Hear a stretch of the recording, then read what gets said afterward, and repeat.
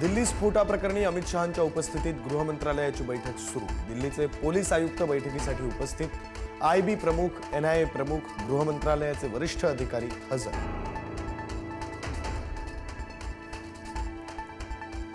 दिल्लीमध्ये लाल किल्ल्याबाहेर झालेला स्फोट आत्मघाती हल्ला असल्याचा संशय। जैश ए मोहम्मदच्या फरीदाबाद मॉडेलमधील दहशतवाद्यांचा सहभाग असल्याची शक्यता। मृतांची डीएनए टेस्ट होणार। दिल्लीमध्ये स्फोट झालेल्या कार मालकाचं पुलवामा कनेक्शन समोर। स्फोटापूर्वी कारवर फरीदाबादमध्ये दंडात्मक कारवाई। जप्त केलेल्या 2900 किलो अमोनियम नायट्रेटचा स्फोटाशी संबंध। दिल्लीतील स्फोटातील मृतांची संख्या वाढली।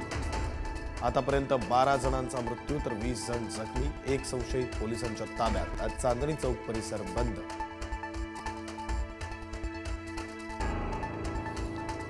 दिल्लीतील स्फोट झालेल्या कारचा स्फोटापूर्वीचा सीसीटीव्ही समोर। कारमध्ये फरीदाबाद मॉडेलचा प्रमुख सदस्य डॉक्टर उमर मोहम्मद असल्याची माहिती। दिल्लीतील कार स्फोटानंतर नागरिकांची जीव वाचवण्यासाठी पळापळ। जीव वाचवण्यासाठी नागरिक सैरावैरा धावले। सीसीटीव्ही फुटेज समोर।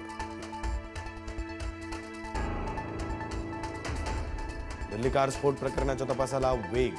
एफएसएल, एनआयए, एनएसजीची टीमकडून घटनास्थळाची पाहणी। घटनास्थळावरून काही वस्तू जप्त। रॅपिड ॲक्शन फोर्स देखील घटनास्थळी दाखल।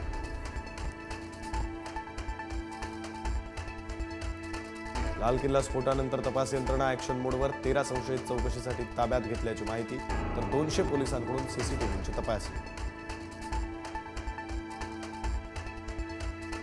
दिल्लीतील स्फोटानंतर मुंबईसह राज्यात हाय अलर्ट। मुंबई, पुणे, नागपुरातील महत्त्वाच्या ठिकाणी सुरक्षा वाढवली। श्वान पथकाच्या मदतीने वाहनांची तपासणी। धार्मिक स्थळांवरील बंदोबस्तात देखील वाढ। बिहारमध्ये दुसऱ्या टप्प्यासाठी मतदान सुरू। सकाळी 9 वाजेपर्यंत 14.55% मतदान। 122 मतदारसंघांमध्ये 1302 उमेदवारांचं भवितव्य ठरणार। 14 नोव्हेंबरला मतमोजणी।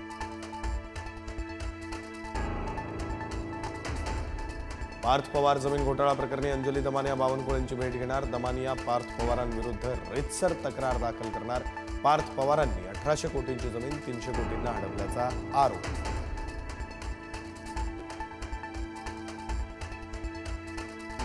राज्य मंत्रिमंडळाची आज महत्त्वाची बैठक। स्थानिक स्वराज्य संस्थांच्या निवडणुका आणि अधिवेशनावर बैठकीत चर्चा होण्याची शक्यता। निवडणुकीआधी कोणती मोठी घोषणा याकडे लक्ष।